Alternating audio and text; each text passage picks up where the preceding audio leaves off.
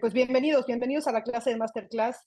Para los que no nos conocen, son nuevos con Morada Uno, hacemos estas Masterclasses 2 veces al mes en promedio y nos gusta compartir contenido del que o conocemos muy bien o a veces somos expertos o traer expertos en algunos casos sobre el sector inmobiliario y algunos otros temas que son relevantes para los asesores inmobiliarios. Esta clase en particular es de fraude. Se va a dividir en dos partes, fraude en general, global, las tendencias de fraude y tecnología, y después vamos a hablar más de fraude relacionado con el sector inmobiliario. Les presento la agenda y luego le paso la palabra a Diego Llano, que es director de finanzas en Morada Uno, para platicarles un poquito de Morada Uno. Entonces, la introducción va a ser eso, que es Morada Uno. Aquí tenemos asesores que ya trabajaron con nosotros, nos conocen bien, y también asesores que nunca han trabajado con nosotros. Entonces, tomaremos un par de minutos para explicar qué somos y qué hacemos, por qué estamos aquí con ustedes. Después vamos a hablar de fraude en el mundo y México en general, tendencias que hay y por qué es importante estar al tanto de estas tendencias. Tercero, vamos a pasar al fraude ya en el sector inmobiliario, algunas cosas que ustedes probablemente ya conocen, ya escucharon. Cuatro, vamos a hablar platicar de un caso de alto perfil de fraude inmobiliario en México, que creo que todos conocen, pero ahondar un poquito en el tema.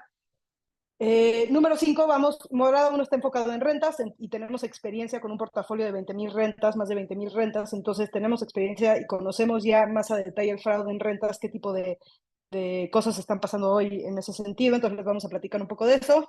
Y al final hablaremos un poco de cómo Morada Uno, junto con ustedes, con nuestros aliados, que son los asesores, podemos prevenir fraude en rentas. Ahora sí les cedo la palabra a Diego Llano y que se presente también. Algunos de ustedes ya lo conocen, pero les cedo la palabra. Gracias. Gracias, Inés. Y hola, igualmente un gusto estar con todos ustedes hoy.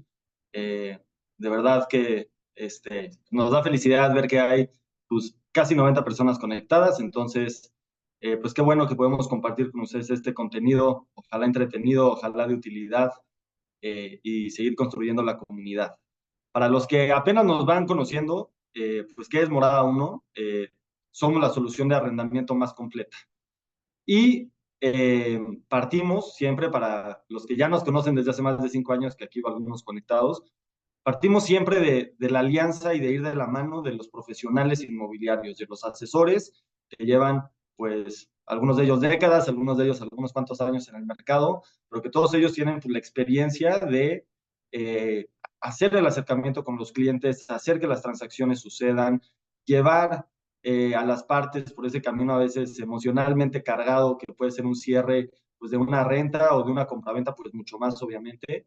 Pero bueno, somos otra vez la solución más completa que hay para los asesores inmobiliarios y pues todo lo que hemos ido diseñando es en función de eso. Somos, como ya les decía, pues una plataforma para asesores que combinamos tres aspectos fundamentales para el mercado inmobiliario. Uno es el tema legal, y donde principalmente estamos hablando de servicios de acompañamiento, de experiencia y de seguridad legal. Tenemos, por supuesto, el componente de la tecnología, la plataforma, ese app que hemos diseñado y construido para que los asesores, para que las inmobiliarias y los coordinadores puedan gestionar sus operaciones de forma mucho más eficiente, de forma más clara y con mejor control de los documentos, con mejor visualización de pendientes, etcétera. Y el componente financiero, ¿no? Que al final es pues que manejamos en nuestra protección de renta, que le da la seguridad, le da el mejor retorno al inversionista, a sus clientes propietarios que ponen un inmueble en arrendamiento. Entonces, esa es nuestra propuesta de valor. Hay por ahí, por ejemplo, una póliza de seguro que ahora está en el mercado. Pues una póliza de seguro usted tendrá ese componente financiero, seguro, te indemnizarán ante un evento incierto, pero no tiene este acompañamiento legal desde el inicio, en el cierre, para contestar las preguntas de los clientes ante cualquier situación, ya desde fricción, conflicto que salga en la renta. Y tampoco tiene el componente de tecnología que los empodera a ustedes asesores a dar mejores experiencias y crecer su cartera a final de cuentas, ¿no? Entonces nosotros hacia allá vamos a ser un partner mucho más allá que solo un proveedor de seguro o de póliza. Somos realmente pues un aliado en todos estos aspectos. Gracias, Diego, por la introducción. Y ahora sí nos arrancamos con el tema en mano del día de hoy. Queríamos arrancar primero hablando de fraude a nivel global y general, digamos, en el mundo. Y algo que se ha exacerbado, y particularmente a partir del COVID, es las tecnologías y el uso de la tecnología. Entonces, seguramente a todos ustedes les pasó que a partir del COVID empezaron a usar más canales de comunicación como es el Zoom de tecnología, hasta más el WhatsApp, otro tipo de tecnologías, aplicaciones, etcétera. El e-commerce aumentó también, por ejemplo, y con eso, que trajo muchos beneficios a la sociedad, y ustedes lo han visto, mucha eficiencia, formas de trabajo, etcétera, también aumentó el fraude digital radicalmente. Entonces, en esta gráfica lo que les quería mostrar es el número de quejas a nivel mundial y lo que hay que ver no es tanto el número en sí, pero es la tendencia que hemos visto de 2019, si te vas hacia atrás, es bastante plana la gráfica, y a partir de 2020, 2021 cobra relevancia y se empieza a exponencializar. Entonces, este es un efecto global que ha cobrado mucha importancia en los últimos años y que por eso hay que ponerle atención, por eso estamos aquí hablando con ustedes hoy, y que es el fraude cibernético. Aquí, esta es una gráfica que nos robamos de la FBI, pero las pérdidas reportadas por delitos cibernéticos ya superan la marca de 10 mil millones de dólares y sigue creciendo exponencialmente. Y ahorita hablamos de qué significa eso para ustedes y para México. Entonces, estas láminas para decirles, está pasando esto, cada vez es más relevante y sí tenemos que estar todos, tanto empresas de tecnología como nosotros, como personas físicas que están manejando muchos datos, muchos documentos de clientes, etcétera, al tanto de estas tendencias. He aterrizado un poco a México, o sea, ¿qué significa esto, Inés? Que muy padre tu gráfica, pero ¿qué significa esto en la práctica? Los delitos cibernéticos, hay muchos tipos de delitos cibernéticos. En otras poblaciones, en otros países del mundo, hay tipos de delitos hoy todavía más sofisticados, pero en México ya tenemos tres tipos de delitos cibernéticos que probablemente algunos de ustedes ya sufrieron. Yo ya sufrí varios de estos y ahorita les voy a enseñar. Y son principalmente estos tres. No les quise poner más de tres porque estos son los más relevantes. Primero, robo de identidad. Vamos a hablar también de eso más adelante y cómo en Morada 1 también estamos más atentos a eso y ponemos tecnología para evitar eso.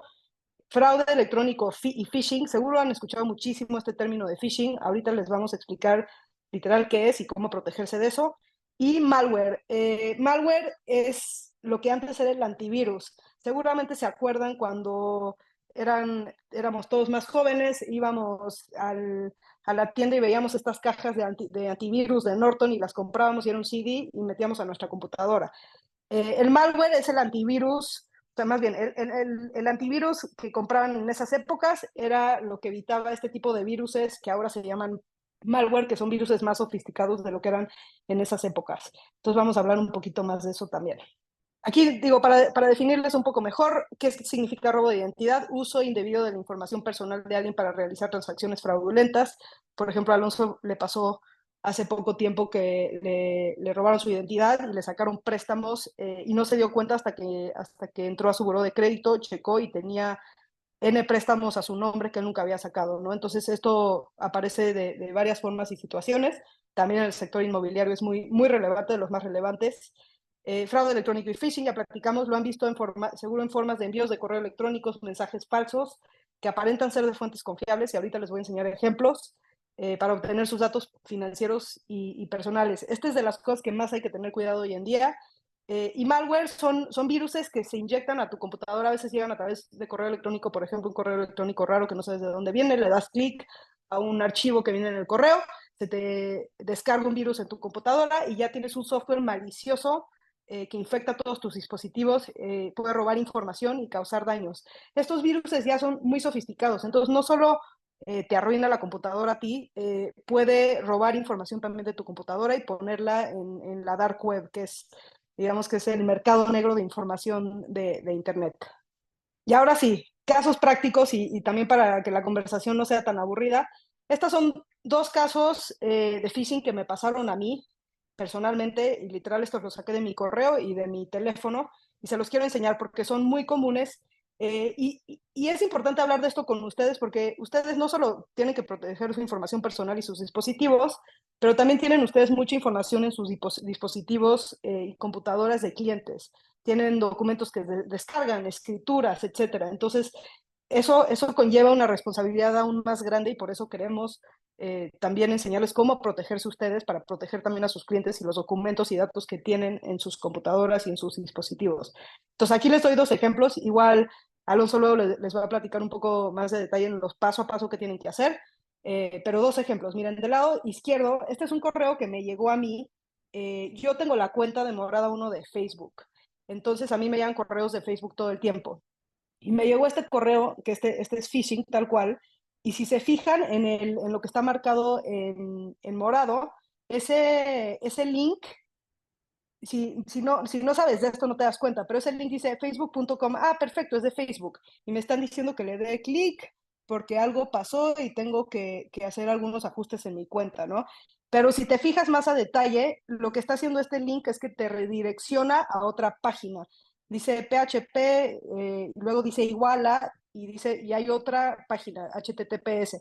Eso quiere decir que cuando yo le doy clic me va a redireccionar a otra página que no es Facebook, pero yo no me voy a dar cuenta. Yo caí en este phishing. Yo le di clic a eso y llegué a un formulario que parecía de Facebook, tenía la marca de Facebook, todo. Lo que no me di cuenta es que el link ya no decía Facebook, era ese otro link que viene aquí. Yo llené mis datos, llené mi contraseña y me robaron mi contraseña y entraron a mi Facebook. Entonces, este, por ejemplo, es un caso de phishing súper práctico que me llegó por correo y yo caí. Entonces, esto es phishing. Para ustedes, para todos ustedes que escuchan tal vez a personas, sus hijos, etcétera, hablar de phishing, esto es phishing, exactamente. Y luego otra que me pasa muy seguido, que probablemente les ha estado pasando a ustedes también, seguramente piden paquetes por Amazon, etcétera, y de repente pediste un paquete por Amazon, ya te va a llegar, pero no has traqueado, no has visto bien, y de repente te llega este mensaje.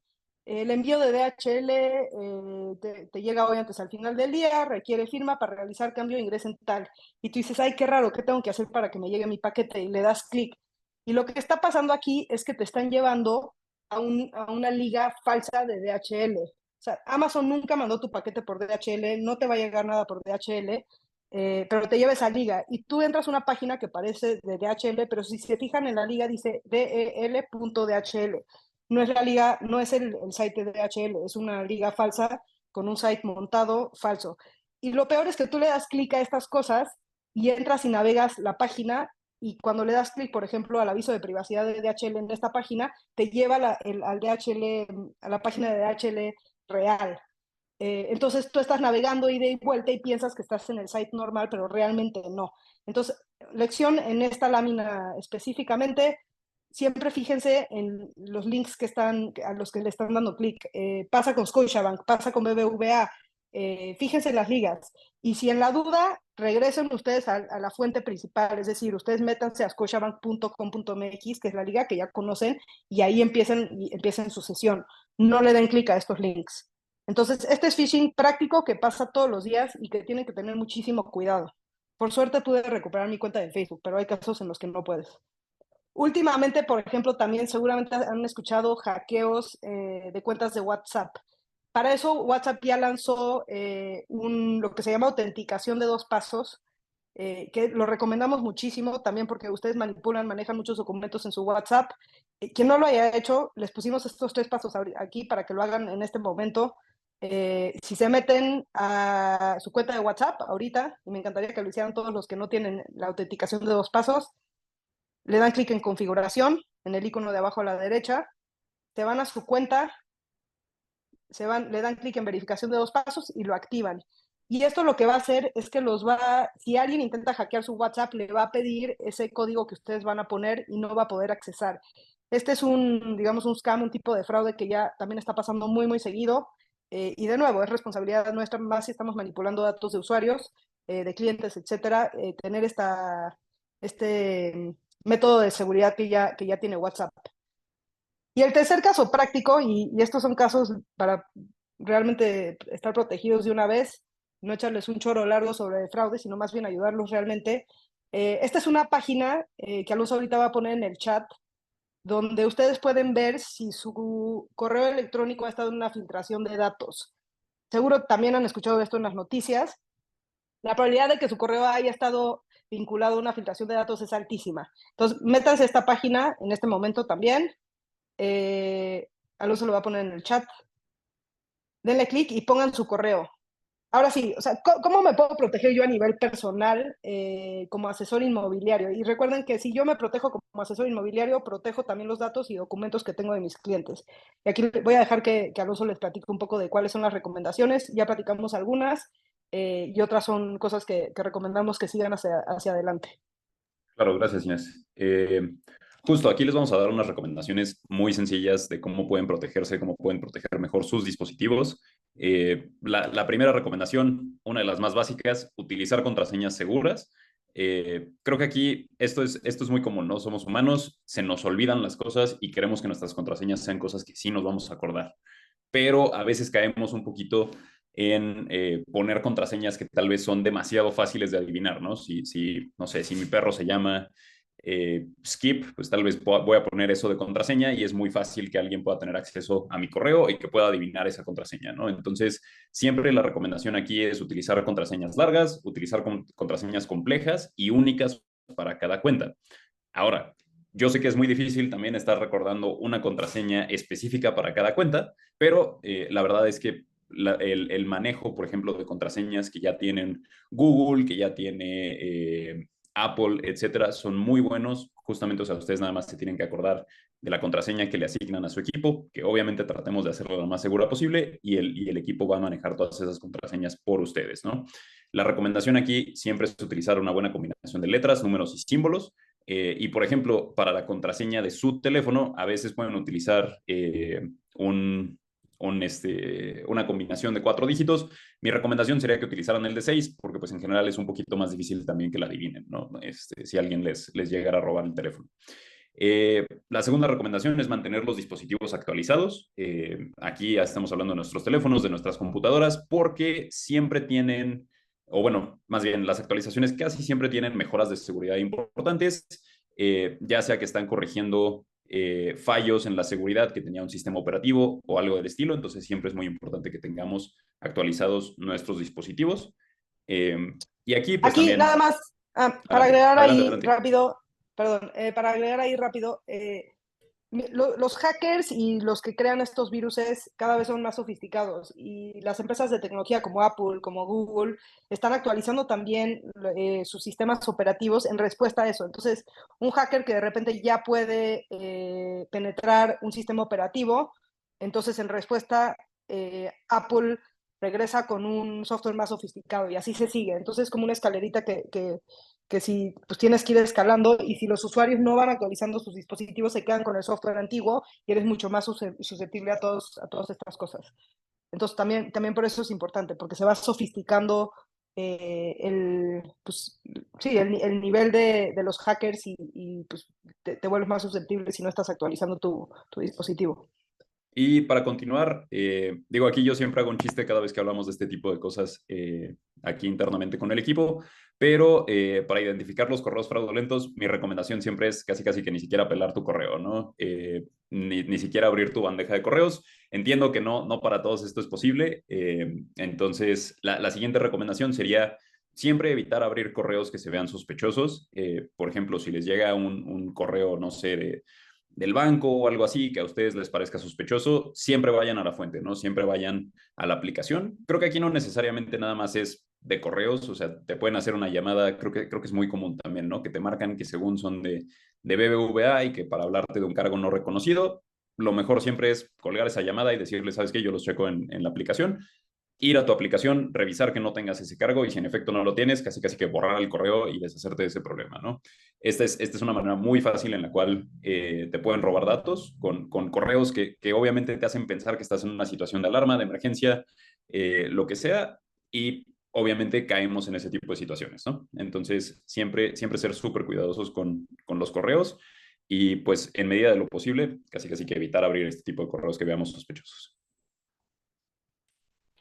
También, como les decía, no revelar información personal. Creo que es muy fácil también ahorita en Internet, pues caer en este tipo de situaciones en donde estamos compartiendo demasiada información sobre nosotros. Recordemos que siempre hay, no sé, preguntas de recuperación o cosas del estilo que pueden ir revelando más información sobre nosotros y se pueden utilizar, obviamente, para robarnos nuestras cuentas, ¿no? Entonces, siempre tratemos de mantener, obviamente, la menor cantidad de información que podamos compartir.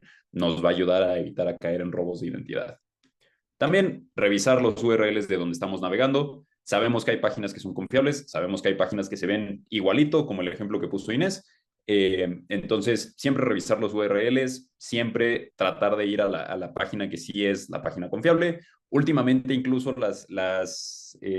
digamos, los hackers, las personas que hacen fraude, incluso pagan publicidad para mostrar sus URLs hasta arriba cuando los buscamos en Google. Entonces, también hay que ser súper cuidadosos con esas cosas, saberlos discernir. Y si de plano no estamos seguros, no sé, buscar las páginas oficiales de lo que estemos buscando, ¿no? Para evitar caer en este tipo de cosas. Y siempre la recomendación también, usar un antivirus. Así podemos proteger nuestros dispositivos contra virus y amenazas en línea. Yo sé que esto ya suena un poquito anticuado, pero creo que todavía es bastante relevante utilizar un antivirus y mantenerlo bien actualizado. Si gustan, ahorita les vamos a poner también en el chat una recomendación de un antivirus bueno, bonito y barato que pueden utilizar. Y ahora sí entramos al fraude en el sector inmobiliario y Diego nos va a platicar un poco de esto. Súper, gracias Inés y Alonso. Pues bueno, el sector inmobiliario definitivamente es susceptible a fraude. Ahora, pues ya como ya platicó Inés, desde COVID y la continua adopción de tecnología, pues ha ido evolucionando las diferentes versiones de esto, pero algunos de ellos, vaya, siguen presentándose de la misma forma en la que se ha hecho también por décadas, ¿no? Quizá. Y la realidad es que en México, pues más de 600 millones de pesos se van en estafas cada año. Y las principales o los principales tipos de fraude que hay en el mercado en México y que son relevantes para su actividad. Primero, pues quizá el más conocido y a veces el que podría parecer más inocente, pero no por eso deja de ser fraude en anuncios, ¿no? El anunciar propiedades o que no son, o que las características precisamente no son las que tiene, sea en materiales de construcción, en metraje, en ubicación, en orientación, en el número de factores que a veces se puede pues mentir en los anuncios, ¿no? Y ahora ya también con todo el tema de la NOM 247, que también tuvimos ahí una masterclass hace no mucho, pues comienza a haber también ya un tipo más de regulación que protege al consumidor ante prácticas, sobre todo de este tipo, en el caso de la NOM 247, ¿no? Esos fraudes en anuncios, anunciar propiedades que no son, que no tienes, o simplemente engañar en torno a las características de un inmueble. El siguiente que vemos, más frecuentemente, fraude de títulos, y esta es pues una práctica que con digitalización y avance del registro público de la propiedad y del colegio de notarios en México, pues se va haciendo cada vez más difícil, pero sigue existiendo. Y aquí hablamos pues de títulos de propiedad apócrifos, parcelas. Esto ocurre también mucho con títulos agrarios, que hay dobles títulos de propiedad. En Quintana Roo, por ejemplo, por muchos años en la zona de Tulum y por ahí en la Riviera, se decía que cada terreno lo tenías que comprar 2 veces, al menos, porque era el número de vendedores que se iban a personar a decir, no, este es mío, aquí está mi título. Entonces, pues es algo que se presenta en toda la República.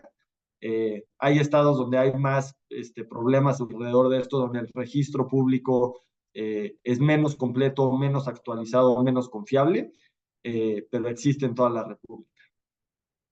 Está también fraude de inversiones, y aquí hay muchos tipos, ¿no? Desde, vaya, temas en crédito puente, créditos de construcción, vehículos de inversión, a través de los grandes manejadores de capital y fideicomisos.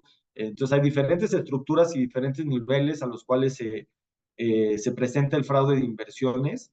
El que vemos, por ejemplo, más frecuente en la práctica del corretaje y las inmobiliarias es como en las preventas.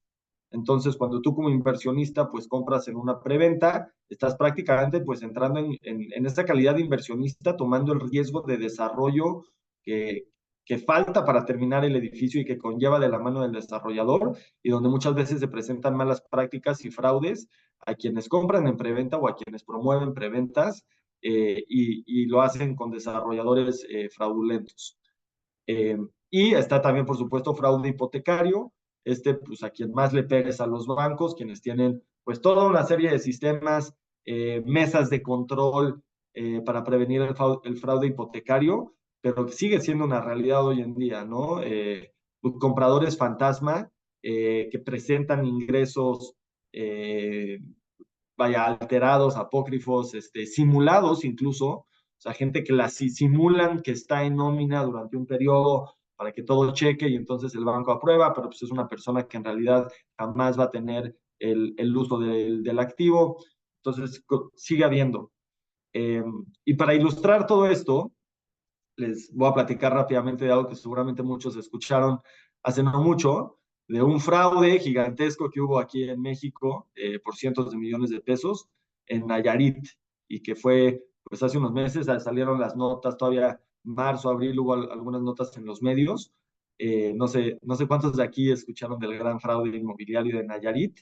Y lo que es interesante de este caso es que se presentaron los 4 tipos de fraudes de los que aquí hablamos, ¿no? Fue realmente pues una estafa orquestada a muchos niveles, donde hubo todo este tipo de fraude. Y lo que sucedió es, pues primero quienes fueron los desarrolladores, defraudadores, obtuvieron créditos puente para los desarrollos, y entonces después, al momento de comenzar a vender las unidades también a través de inmobiliarias que estuvieron coludidas y cometieron fraude de anuncios, comienzan a comercializar departamentos en toda esa zona.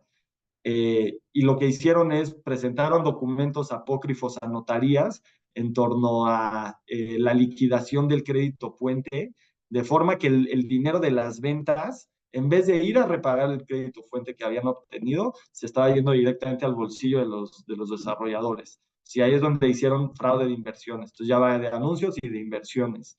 Y después lo que hicieron es, digamos, se presume que fue en colusión también con el registro público y las notarías locales, pues un tema de fraudes de título, en donde los inmuebles incluso se llegaron a vender varias veces el mismo inmueble porque no se estaban realizando los avisos preventivos y los gravámenes en las propiedades que se estaban eh, trasladando a través de los fideicomisos. Entonces ahí el sistema público de registro de notaría también falla, dándole el beneficio de la duda, y termina en un fraude hipotecario, en donde de plano lo que comenzaron a hacer fue simular compradores con ingresos o falsificados o simulados para que obtuvieran créditos hipotecarios para comprar esos departamentos que nunca repagaron el crédito fuente, ¿no? Entonces fue ahí como el círculo completo en donde desde el financiamiento, la comercialización, las hipotecas que salieron para comprar esos departamentos que se vendieron varias veces, y por eso es que escaló a un monto tan grande esa estafa. Es algo de lo que ya no se habló mucho. Yo creo en lo personal que pues hay muchos actores aquí que no quieren que esto se haga más público, los bancos no quieren que todo el mundo sepa que les metieron un gol, los notarios no quieren y el registro público no quiere que sepan que pues también hubo una falla de su lado. Entonces pues ya como que no se habló mucho del tema, pero sin duda es un caso interesante donde se presentó eh, 4 tipos de fraudes. Eh, ¿Cómo podemos, ahora sí, desde la trinchera de los asesores inmobiliarios, pues prevenir o detectar fraudes? Quizá pensaría otra vez más frecuentemente dentro de su práctica en las preventas, es donde llega a verse más.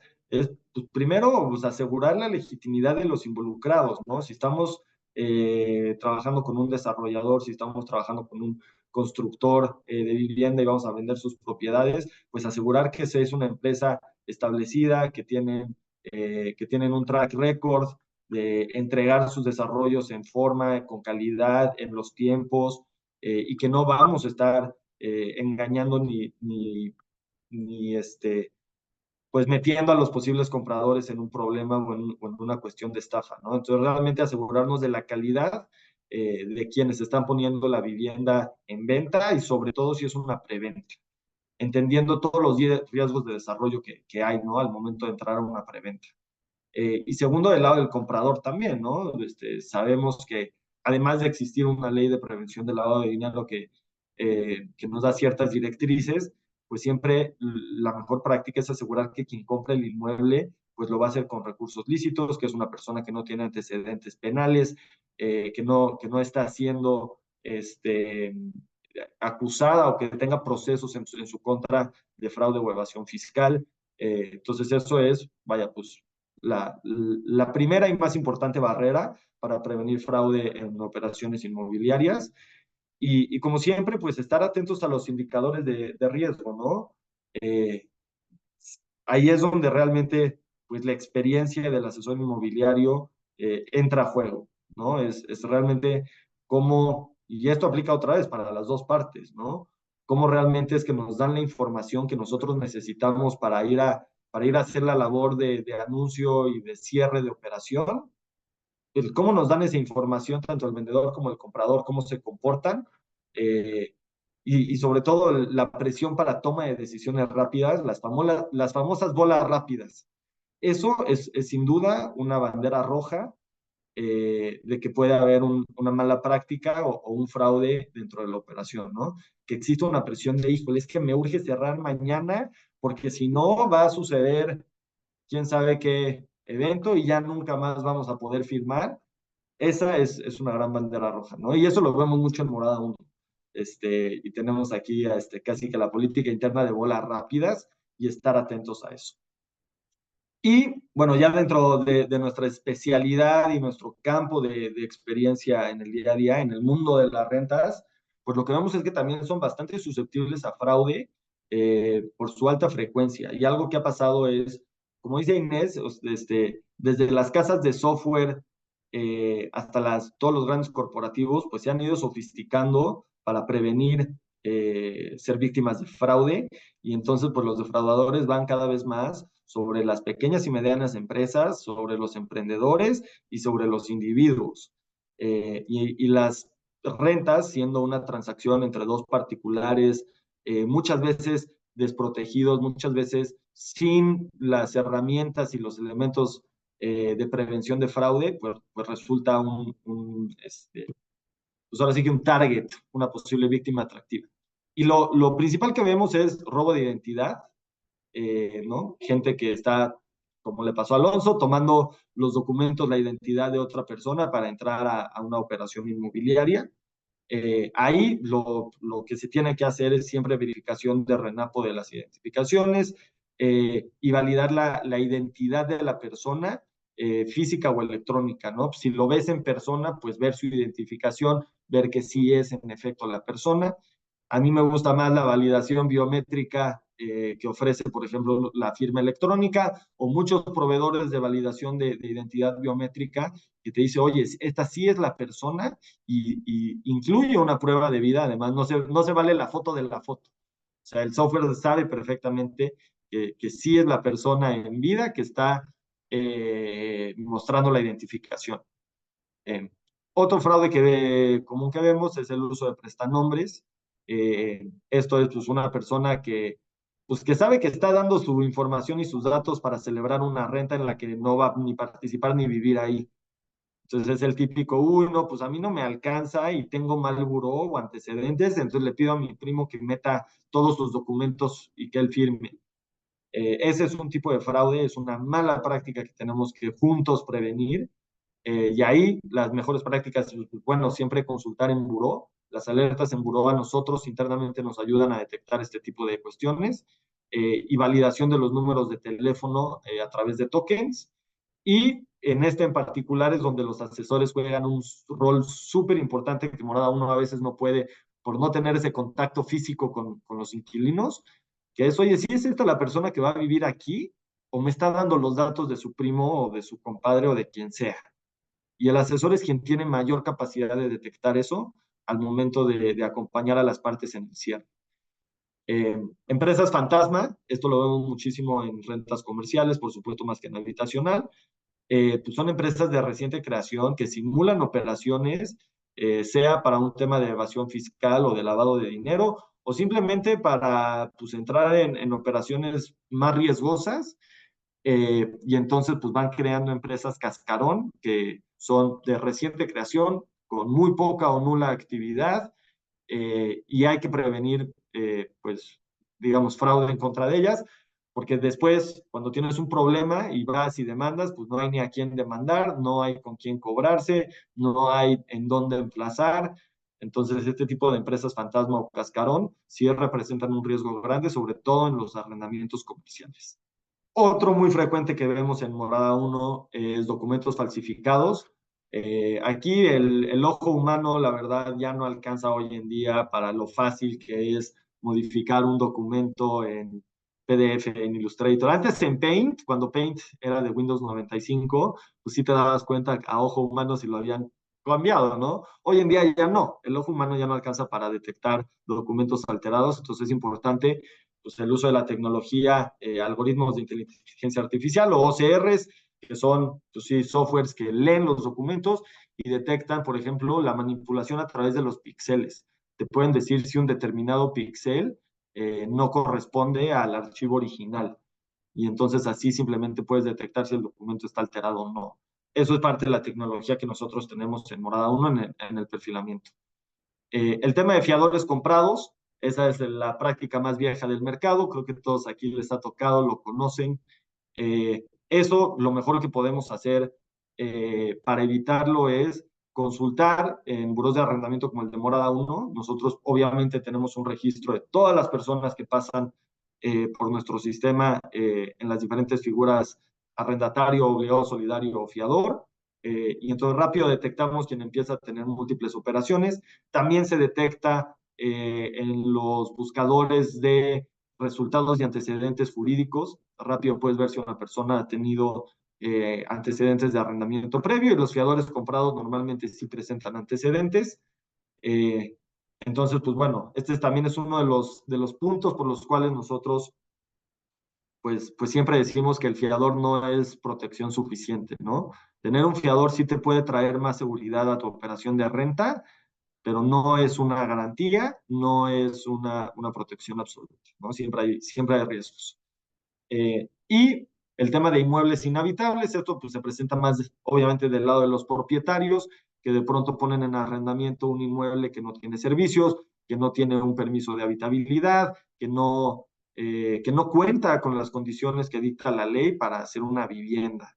Y de pronto entonces del otro lado salen conflictos, salen inconformidades con el inmueble, hay problemas, entonces siempre la mejor práctica aquí es desde lo jurídico, pues validar que la persona que da en arrendamiento la propiedad en efecto es titular propietario del inmueble y que tiene las facultades vigentes para darlo en arrendamiento.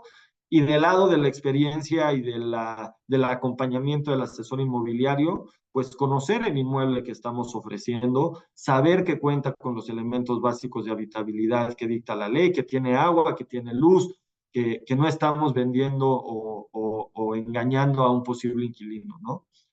Entonces, esta es la última lámina. Inés, o Alonso, si me quieren ayudar también, me pueden interrumpir. Creo que lo primero, pues va muy ligado a esta primera parte de la plática, donde lo primero que hay que hacer es protegerse uno mismo, ¿no? Proteger nuestra propia información con el autenticación de 2 pasos de WhatsApp, no abriendo ligas que se vean sospechosas y correos que no estamos seguros. Eh, la clásica es si nos hablan por teléfono y nos piden datos, pues obviamente no dar los datos. Si no empezamos nosotros una llamada con el banco por el canal oficial. Entonces, pues primero es estar atentos al phishing y proteger nuestros dispositivos y datos personales y los que tenemos de nuestros clientes ahí mismo, ¿no?